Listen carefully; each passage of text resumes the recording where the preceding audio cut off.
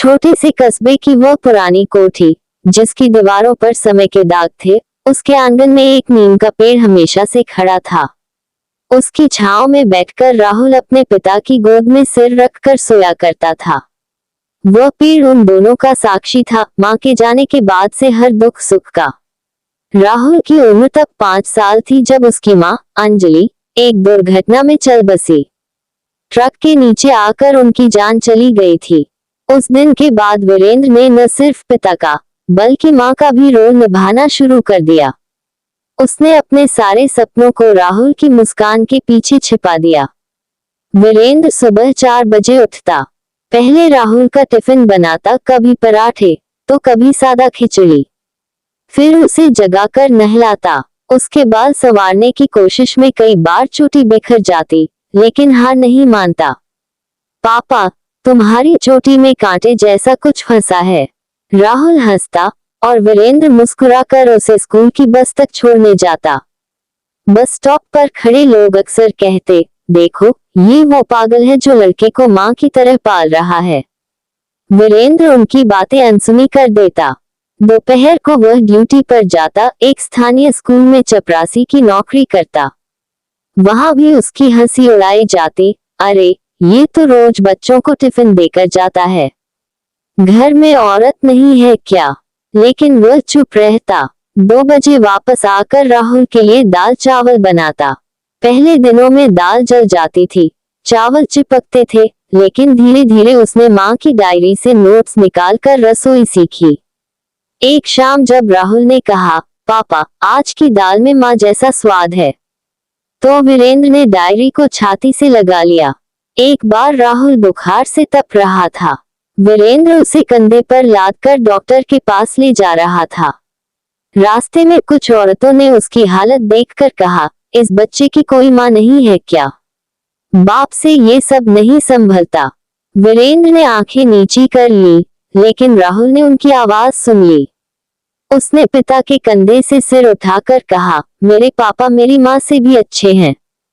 उस दिन वीरेंद्र ने जाना कि उसका बेटा उसकी ताकत है। स्कूल में माँ बेटी दिवस था। राहुल ने देखा कि सभी बच्चों के साथ उनकी माएं थीं। कुछ लड़कियों ने उसे टेढ़ी नजरों से देखा, ये तो लड़का है, इसे क्यों बुलाया? राहुल कोने में बैठ गया। शिक्षिका ने पूछा, तुम्हारी माँ कहाँ है? राहुल ने आंसू रोककर कहा, मेरे पापा आएंगे। वीरेंद्र, जो दौड़ता हुआ आया था, दरवाजे पर खड़ा सुन रहा था। उसने अंदर आकर राहुल को गले लगाया और शिक्षिका से कहा, मैं उसकी माँ भी हूँ। पूरी क्लास चुप हो गई। वीरेंद्र ने राहुल के साथ फूलों की माला बनाई, केक काटा और उसे गोद में उठाकर नाचा। राहुल की मुस्कान उसके लिए सब कुछ थी। उस दिन शिक्षिका ने वीरेंद्र को थपथपाया, आपसे बेहतर माँ कोई नहीं हो सकती। एक रात राहुल ने जागकर देखा, पिता सिलाई मशीन पर उसकी फटी यूनिफॉर्म सिल रहे थे। हाथ में सुई चुभी हुई थी, लेकिन वह चुपचाप काम कर रहे थे। राहुल ने पूछा, पापा, आपको सिलाई कब आई?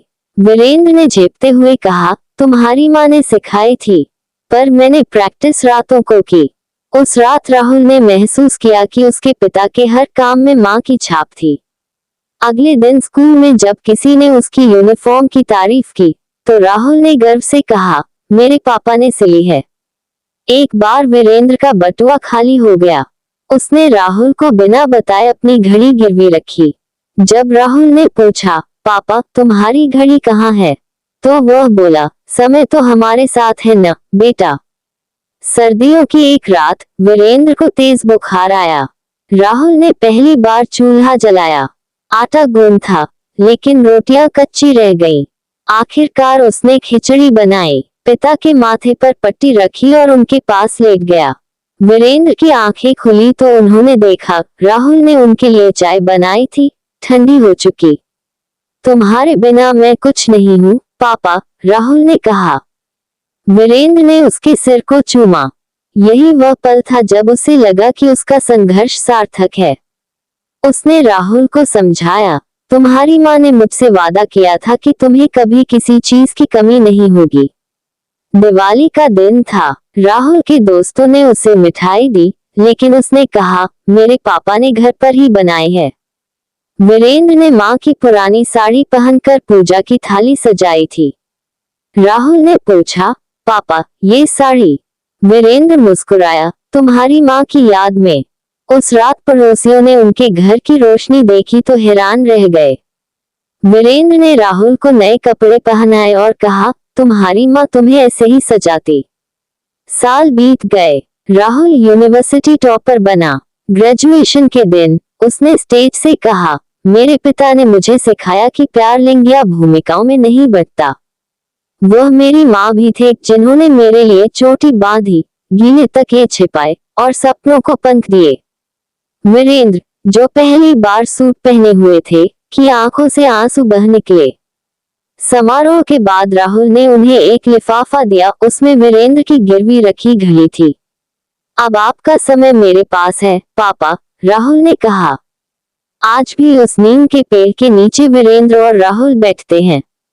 राहुल अब बड़ा हो गया है, लेकिन वह जानता है कि उसके पिता की ममता कभी नहीं बदलेगी। तुम्हारी माँ तुम्हें देख रही होगी, वीरेंद्र कहते हैं। राहुल मुस्कुराता है, नहीं पापा, वह तो तुम्हारे अंदर ही रहती हैं। एक शाम वीरेंद्र ने माँ की डायरी राहुल को थमाई। उसमें लिखा था, वीरू, अगर मैं न रहूं तो याद रखना, तुम्हारे अंदर वह ताकत है जो राहुल को आसमान छूने देगी। ये कहानी सिर्फ एक पिता और बेटे की नहीं, बल्कि उस अटूट बंधन की है जहां प्रेम हर भूमिका को पार कर जाता है। वीरेंद्र ने साबित किया कि ममता कोई भूमिका नहीं, एक एहसास है जो हृदय से उपजता है।